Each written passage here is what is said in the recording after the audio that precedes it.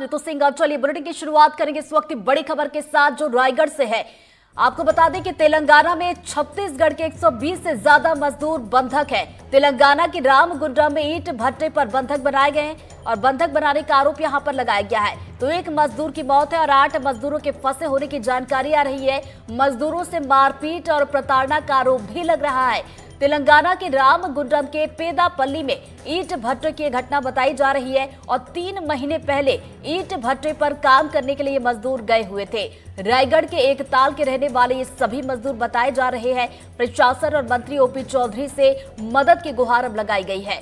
तो बड़ी खबर रायगढ़ से इस वक्त आप तक पहुंचा रहे हैं। मेरा भाई था वो नवीन झारा है, वो तेलंगाना गए थे और उसमें थोड़े कुछ तबीयत खराब था और अचानक हार्ट अटैक होके वो परेशानी में होके आदमी लोग को वहाँ का बहुत काम करवा रहा था। उसके चिंता में उसको डर होकर ना उसका अपना प्राण गंवा दिया। 150 लोग फंसे हैं अभी तक, वो उनका वापसी नहीं हुआ है। उन लोगों को भी परेशानी हो रहा है, वो लोग मारपीट कर रहे हैं और वहाँ से कोई लोग बहुत परेशानी में है। अभी खाना पीना नहीं खा रहे हैं और बहुत संसो चिंता में है अभी और कर रहे हैं। ज्यादा जानकारी के साथ सहयोगी दुर्गा प्रसाद मिर्धा हमारे साथ जुड़ गए, सीधा उनका रुख करेंगे। दुर्गा प्रसाद, देखिए छत्तीसगढ़ के 120 से ज्यादा मजदूर बताए जा रहे हैं। कब ये छत्तीसगढ़ से गए थे, कौन इन्हें लेकर गया था?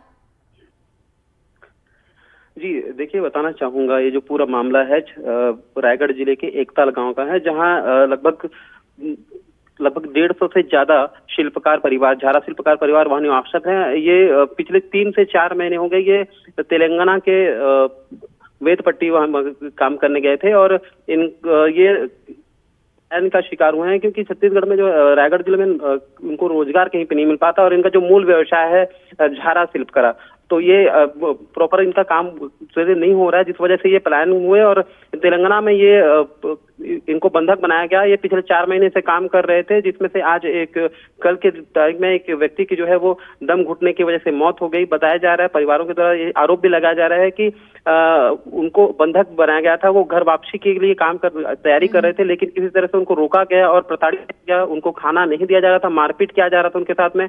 इस बात की जब जानकारी यहाँ के उनके जो परिवार वाले हैं उनको मिली, तो उन्होंने प्रशासन और रायगढ़ के विधायक और वित्त मंत्री ओपी चौधरी से इसकी मदद की गुहार लगाई थी, लेकिन किसी तरह से अभी तक इसमें कोई सार्थक पहल नजर नहीं आ रहा है। लेकिन जो देखा जा रहा था, जो एकताल के शिल्पकार हैं वो राष्ट्रपति और प्रधानमंत्री सहित राज्यपाल से सम्मानित हो चुके हैं।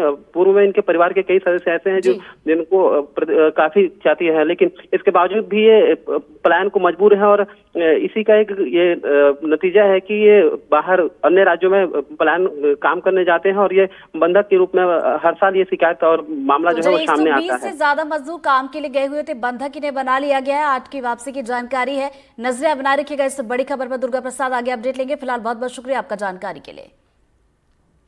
और बढ़ते आगे बेमेतरा से बड़ी खबर, जहां शराब तस्करी के खिलाफ एक बड़ी कार्रवाई की गई है। खुड़मुड़ी गांव लाई जा रही 800 पेटी शराब जब्त और शराब का परिवहन करने वाले 2 आरोपी भी हिरासत में ले लिए गए हैं। कंटेनर में फोम के पीछे ये शराब छिपाई गई थी।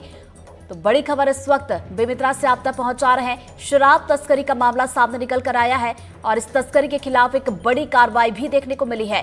तो खुड़मुड़ी गांव 800 पेटी शराब लाई जा रही थी, जिसे समय रहते जब्त कर लिया गया और शराब का परिवहन करने वाले 2 लोगों को हिरासत में भी ले लिया गया है। तो बता दें, कंटेनर में फोम के पीछे शराब को छुपाकर लाया जा रहा था। और ज्यादा जानकारी के साथ हमारे सहयोगी सुजीत हमारे साथ जुड़ गए, सीधा उनका रुख करें। सुजीत, क्या कुछ इनपुट्स मिले थे जिसके बाद ये बड़ी कार्रवाई की गई और कितनी कीमत बताई जा रही है इसकी?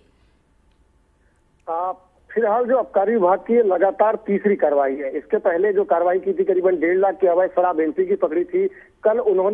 कल ही जो खुलासा किया है वो 30 लाख की और अभी करीबन 770 पेटी की बात कही जा रही, जो पूछताछ से सामने आई है। ये पता चला है कि ये एमपी का एक कंटेनर है, MP 09 GH1676 में ये दारू लाई जा रही थी और बेमेतरा जो है विधानसभा क्षेत्र के अंतर्गत आने वाले गांव खुड़मुड़ी के पास इसे लाया गया है। आबकारी विभाग की ये बड़ी कार्रवाई है, देखी जा रही। फिलहाल शराब को निकाली जा रही, फिर इसके बाद उसकी कुल कीमत और कितने शराब की पेटियां हैं ये गिनी जा रही, फिलहाल उतारी जा रही है। जी चलिए, बहुत बहुत शुक्रिया सुजीत आपका जानकारी के लिए। तो देखिए, एक बड़ी कार्रवाई यहां पर की गई है। शराब का परिवहन करते 2 लोगों को हिरासत में लिया गया, जिनसे पूछताछ भी की जाएगी और इस मामले में और भी खुलासे हो सकते हैं।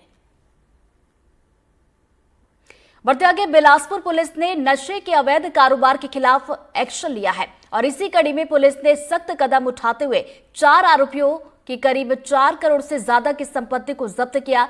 तो वहीं साफेमा न्यायालय ने इस संपत्ति को अवैध घोषित किया और पुलिस की कार्रवाई पर मुहर लगाई है। बता दें कि एक आरोपी संजीव कुमार छाबड़ा की जब्त संपत्ति नागपुर, जबलपुर और फरीदाबाद में है, जिसमें व्यावसायिक दुकानें, निर्माणाधीन इमारतें और शेयर बाजार में निवेश किए गए 33 लाख रुपए है। नशे के अवैध कारोबार से अर्जित इन संपत्तियों को कानूनी रूप से वैध दिखाने के लिए फर्जी फर्म और खातों का इस्तेमाल किया गया। वहीं पुलिस का कहना है कि शहर में नशे के व्यापार से जुड़े दूसरे आरोपियों की संपत्ति की भी जल्द पहचान की जाएगी और उसके बाद कार्रवाई भी। नशे के सौदागर हैं उनके खिलाफ लगातार कड़ी कार्रवाई की जा रही है। जो सप्लाई चेन है उसको ध्वस्त किया जा रहा है और सबसे इम्पोर्टेंट इसमें जो है फाइनेंशियल इन्वेस्टिगेशन किया जा रहा है, जिसमें कि ऐसे स्मगलर्स, ऐसे नशे के जो अवैध काम करने वाले हैं, इनके द्वारा जहां से ये सप्लाई की जा रही है, जहां से ये लाया जा रहा है, उस चेन को हमने ध्वस्त किया है। इसके अलावा इस अवैध कारोबार से जो इन्होंने इनकम की है, जो प्रॉपर्टी बनाई है, उसकी पूरी डिटेल लेके उसको इनकम टैक्स, जीएसटी और हमारे स्टेट जीएसटी, ये सभी जगहों से